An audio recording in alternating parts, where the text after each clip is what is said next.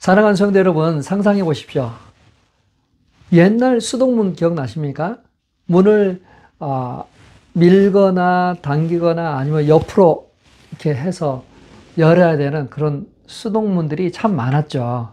그래서 어린 아이들은 문을 쉽게 열지 못했습니다. 특별히 자동문이 나오면서 참 신기했습니다. 지금도 우리가 자동문 많이 쓰고 있잖아요. 특별히 차고문 같으면 무거운 문이지만 단추 하나 누르면 문이 쑥 열립니다. 투그라지 같으면 문이 제법 크잖아요. 근데도 그 문이 쑥 열리죠. 참 신기하죠. 옛날에 자동문이 막 나오고 할 때 저희 친구들하고 같이 그 자동문 앞에서 재미있는 추억이 있습니다. 문이 열리니까 너무 신기해서 그 앞에서 들어갔다 나갔다 되풀이하는 그러한 추억이 있습니다. 제 친구 중에 하나가 참 그때 궁금했나 봐요. 문이 닫힐 때 목을 열면 그 문이 다시 열릴 것 같은 그러한 생각에 문이 닫히고 있는데 얼굴을 집어넣습니다. 어떻게 됐을까요? 그때 그 문은 목을 누르고 있었어요. 옛날에는 센서가 그렇게 민감하지 않아서 그렇게 막 목이 그 사이에 끼어서 얼굴이 빨개지고 막 당황했던 그 모습이 기억이 납니다. 오늘 제가 전하고자 하는 메시지는 구원의 문 시리즈입니다. 계속해서 설교 시리즈를 하고 있는데요. 무덤 문이 열리고 죽은 자가 살아나는 희망의 메시지입니다. 문은 안과 밖, 공간과 공간을 구분합니다. 동시에 이동과 연결을 상징합니다. 자, 근데 한국의 전통 무덤은, 한국의 대부분의 무덤은 문이 없습니다. 흙으로 덮어버립니다. 생과 사의 단절을 확실히 구분합니다. 하지만 유대인들의 무덤은 좀 달랐어요. 유대인들의 무덤은 1세기에 그 유대인들의 무덤은 온 가족들이 그것을 사용했습니다. 재사용을 한 거죠. 함께 그 무덤을 썼습니다. 그랬기 때문에 문을 달아놨습니다. 문을 달아놔서 다른 사람이 이제 돌아가시면 그 문을 오픈하고 또 다른 사람을 매장했습니다. 유대인들은 죽으면 바로 매장합니다. 시신을 싣고 또 천을 감고 향유를 뿌려서 무덤에 안치하는데 무덤 문을 막을 때 닫을 때는 밑으로 경사가 져 있어서 좀 쉽게 닫지만 열 때는 위로 경사가 있기 때문에 성인 두세 명이 힘을 써야만 열 수 있는 구조로 되어 있어요. 자, 무덤 문은 죽음과 삶의 경계입니다. 어둠과 빛의 경계이다. 오늘 본문에서 예수님 문 앞에서, 그 무덤 문 앞에서 우리의 믿음이 그 문을 열 수 있는 열쇠임을 보여줍니다. 주님은 이 문을 통해서 당신이 누구인가 알려줍니다. 죽은 사람을 다시 살려내는 영광을 나타냅니다. 자, 그 장면 속으로 함께 가보도록 하겠습니다. 영광을 보시기 전에 준비된 심령과 믿음을 보십니다. 요한복음 11장에서 예수님은 친구 나사로가 죽은 사건을 다루고 있죠. 마르다와 마리아는 나사로가 병들었을 때 사람을 예수님께 보냈습니다. 급히 오실 것을 요청했어요. 하지만 예수님은 오지 않았어요. 죽은 지 4일째 되는 날에 도착했습니다. 슬픈 가운데 있는 마르다에게 예수님은 말씀하셨습니다. 요한복음 11장 25절에서 26절입니다. 같이 한번 읽어볼까요?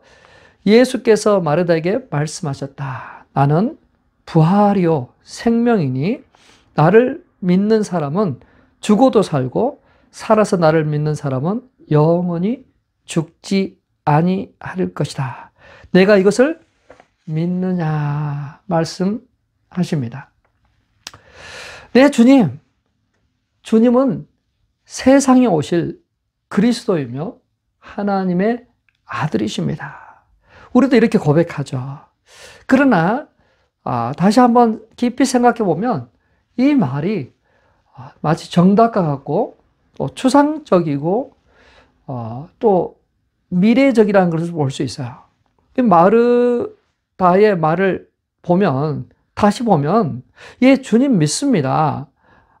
믿습니다. 그렇대 장차 오실 미래에 오실 그리스도라고 고백하고 있어요. 현재 계시는데 현재 오셨는데 장차 오실 그분입니다. 장차 놀라운 일을 하실 메시아입니다. 하나님의 아들이십니다를 고백하고 있는 거야. 근데 마리아도 똑같이 고백하고 있어요. 주님이 여기 계셨더라면 우리 오라버니가 죽지 않았을 것이다 이야기하죠. 과거에 그러니까 주님이 이곳에 계셨더라면 그렇게 이야기하는 거죠. 자, 여기서 우리는 한번 봅니다. 한 사람은 미래적인 예수님을 보고 있고 한 사람은 과거에 역사하셨으면 좋았을 그러한 예수를 바라보고 있는 거죠.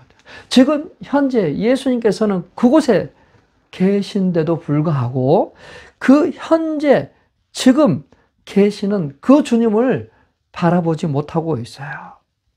그래서 예수님은 그들에게 묻습니다. 나는 부활이요 생명이다. 너가 이것을 믿느냐라고 묻습니다. 믿느냐? 자, 믿음을 현재와 실제에 적용하고 계세요.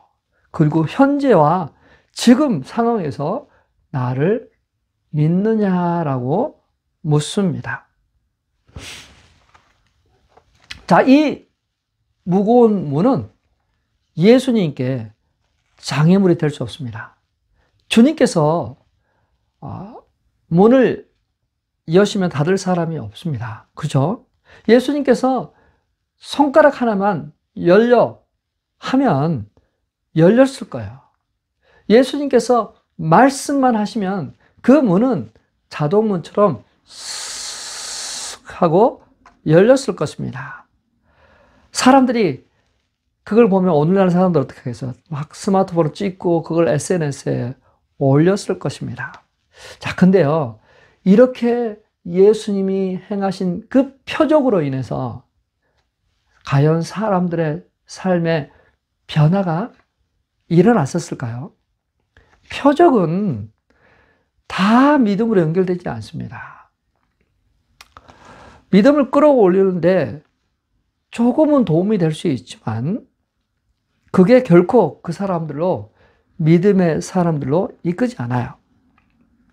그래서 예수님께서는 그 나사로를 살리시기 전에 사람들의 믿음을 보기를 원했습니다. 사람들의 믿음을 보기를 원했습니다. 그래서 돌을 옮겨놓으라라고 도전하십니다. 자, 한번 상상해 보십시오. 그 무덤문 앞에서 사람들이 있습니다. 그리고 무덤 문을 옮겨놓으라고 도전하고 있어요.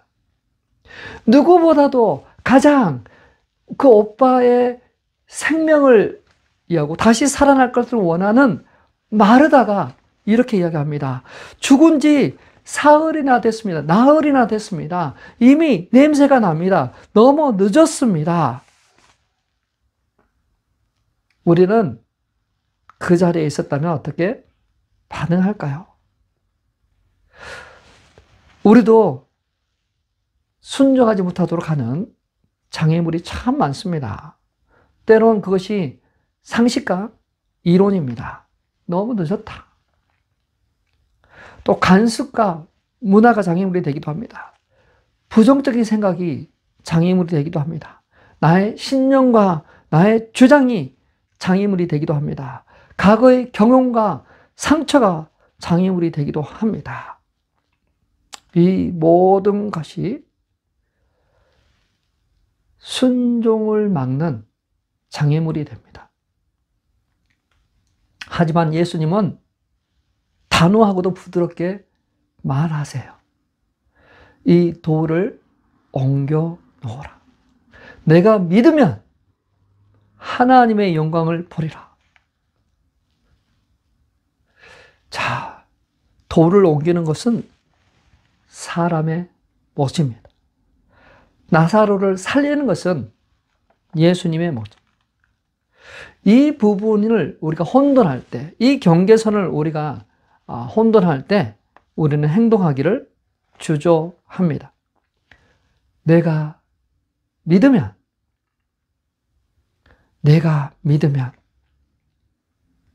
자, 믿음의 대상은 누구입니까? 혼돈하지 않아야 돼요.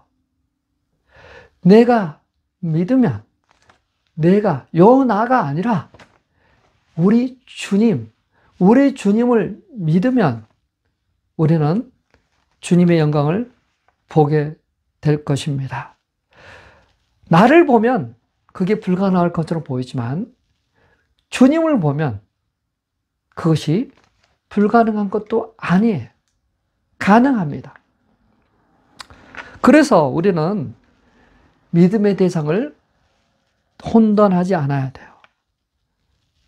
나는 부활이요 생명이니 나를 믿느냐? 우리에게도 똑같이 질문하십니다. 자, 예수님께서는 그 표적을 행하시기 전에 사람들의 믿음을 보셨습니다.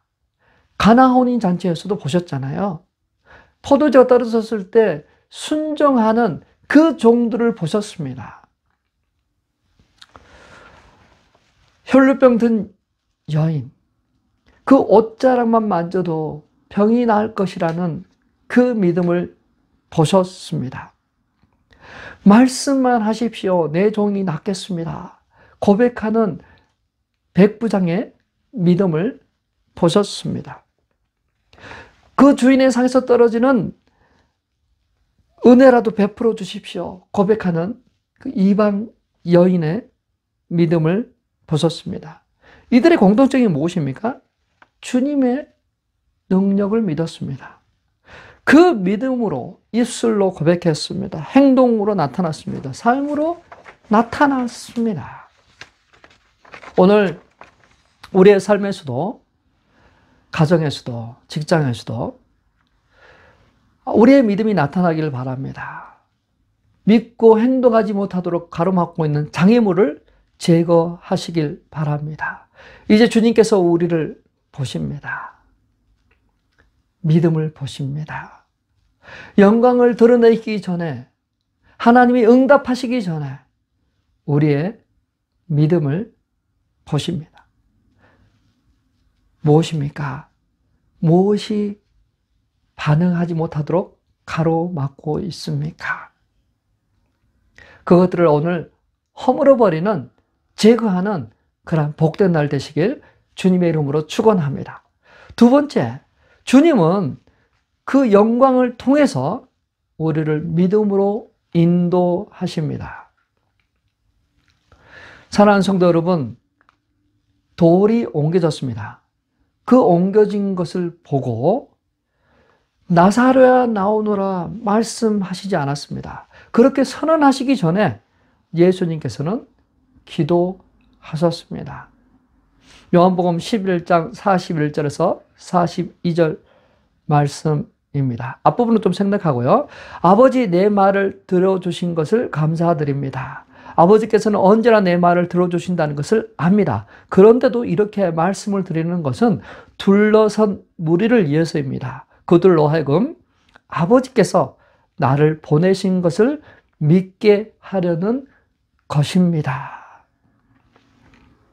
자, 예수님께서는 나사로가 나오기로나 말씀하시기 전에, 그 전에 감사 기도를 드리고 있어요. 아직 기적이 일어나지 않았지만 그렇게 응답하심에 대해서 감사합니다. 그리고 또 다른 이유를 우리에게 말씀해 주고 계세요. 그것이 무엇이냐면 둘러선 무리로 하여금 아버지께서 나를 보내신 것을 믿게 하려는 것이다. 자, 전능하신 주님은 사람들의 믿음을 보세요. 그리고 그들이 그 믿음을 따라오도록 준비되도록 예수님은 좀 섬세하신 것 같아요.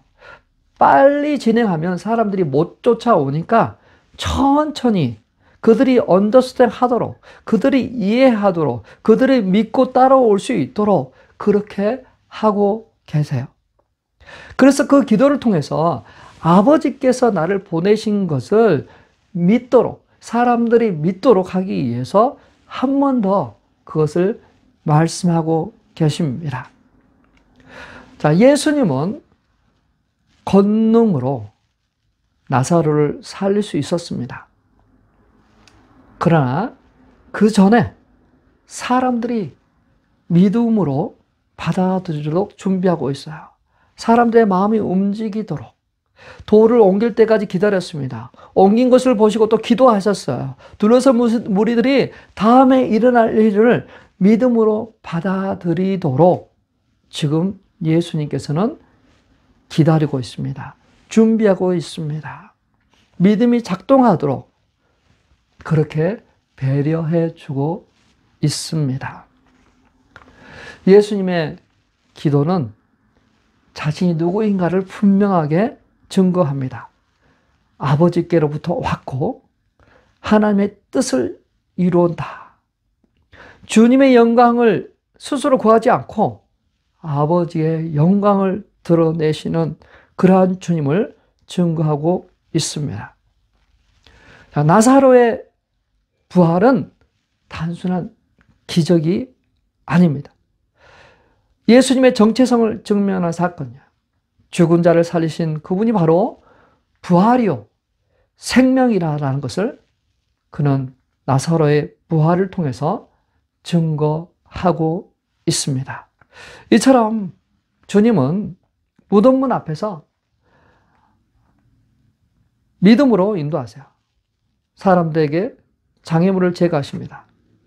그리고 하나님의 영광을 보도록 합니다. 나사로가 나오너라 선포하신 장면은 성경에서 가장 강력한 부활의 증거입니다. 이 구절, 단순한 구절이지만 예수님께서 권능으로 죽은 자를 살리신 분임을 선포하는 순간이죠. 이미 나사로가 죽은 지 나흘이나 됐고 부패한 냄새가 나지만 그럼에도 불구하고 예수님께서는 죽은 자를 살리십니다. 누가 감히 죽은 자에게 명할 수 있겠습니까? 근데 주님은 말씀하셨어요. 나사로가 나오너라. 나는 부활이요 생명이다라고 선언하셨습니다. 예수님은 우리에게 이것들 통해서 우리에게 주시고자 하는 메시지가 있습니다. 삶의 모든 것들이 우리를 하여금 그 어둠 안에 갇히게 할 때 우리에게도 말씀하실 수 있는 분이세요. 우리가 그 어둠 속에서 어떤 그런 환경이 우리를 꼼짝 못하게 할 때 그때 주님께서는 우리에게 생명을 부어주시고 우리에게 자유케 하시는 그러한 분이십니다. 나는 부활이요 생명이니 우리를 하여금 나오게 하시고 자유케 하시는 주님이십니다.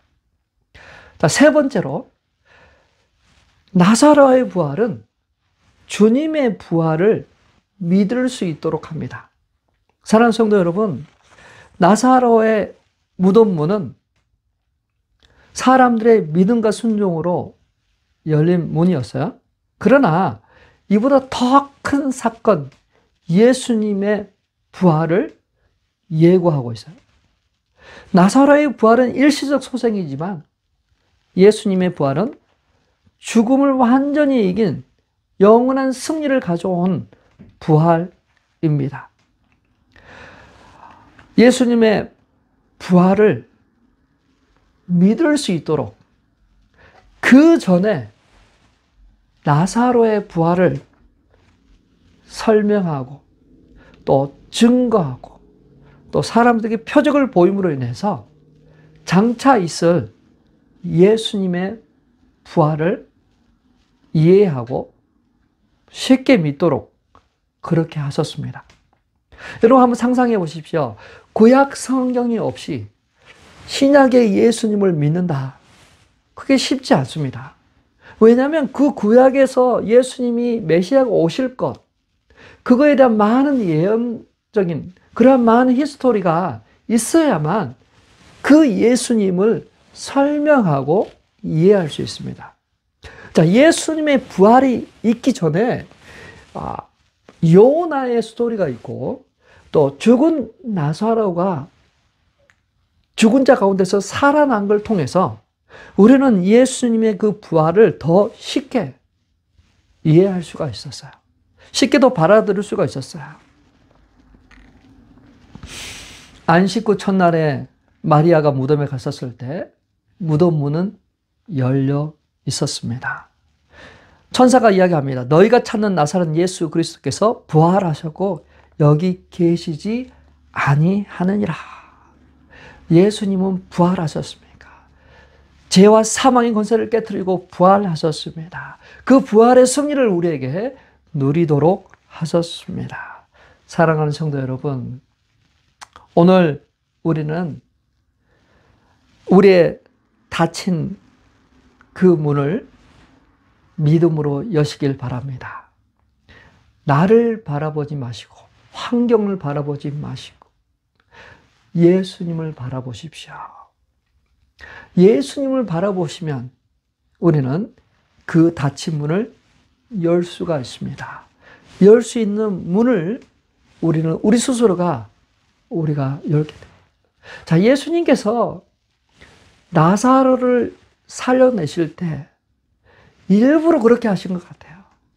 사람들이 할 영역, 사람들, 내가 그 정도는 할 수 있잖아요. 무덤 문 정도는 할 수 있잖아요. 그게 어떻게 하면 우리의 마음의 문을 여는 것 같아요. 믿음의 문을 여는 것 같아요. 마중물과 같은 거죠. 예수님께서 기적을 행하시도록 우리가 그 믿음을 보여주는 거죠. 자, 우리는 우리의 닫혀있는 어둠과 같은 그러한 것을 우리는 열어야 돼요. 다 치유하는 것은 하나님이 하세요. 생명을 살아넣는 것, 부어 넣는 것은 주님이 하십니다. 그러나 우리의 마음의 문을 여세요. 그게 뭘까요? 회개 기도가 될 수도 있고 주님께서 오시도록 마음의 문을 여는 것일 수도 있고 주님께서 행하시도록 우리 어떤 장애물을 제거하는 그 작업을 하시길 바랍니다. 그리고 이미 열린 문, 그 부활의 문을 통해서 우리에게 주신 영원한 생명을 갖고 이미 열려있는 그 문에 우리는 관심을 가져야 됩니다. 거기서부터 오는 신령한 은혜들을 마음껏 누리시길 바랍니다. 거기서부터 오는 놀라운 은혜를 마음껏 누리시길 바랍니다. 이미 열려있는 문이 있습니다. 천국의 문이 열려 있습니다. 주님께서 우리에게 그 제자들에게 알려고 하나님께서 보내신 그리스도인 걸 알려고 기도하신 것처럼 지금 예수 그리스도는 하나님 우편에 서서 우리를 위해서 기도하고 계세요. 그리고 하나님께서 보내신 것을 알도록 하기 위해서 우리에게 성경을 주셨어요. 바이블을 주셨어요. 그것을 우리를 하여금 알도록 그 예수 그리스도가 우리의 구원자시고 그분으로 인해서 우리에게 새 생명이 주어졌다는 걸 알게 하시려고 바이블을 주셨습니다. 그리고 성령님을 보내주셨습니다. 성령님이 예수 그리스도를 증거하시도록 예수 그리스도를 통해서 우리가 새 생명을 얻을 수 있고 부활의 새 생명을 누릴 수 있다는 것을 알게 하시려고 그렇게 우리에게 보내셨습니다. 사랑하는 성도 여러분, 열린 문으로 신령한 은혜를 누리시길 바랍니다. 구원의 문이 열려 있습니다. 예수 그리스도를 통해 우리는 그 문에 들어가고 예수 그리스도를 통해 우리는 그로부터 오는 놀라운 그 복을 누리는 그러한 자들이 되었습니다.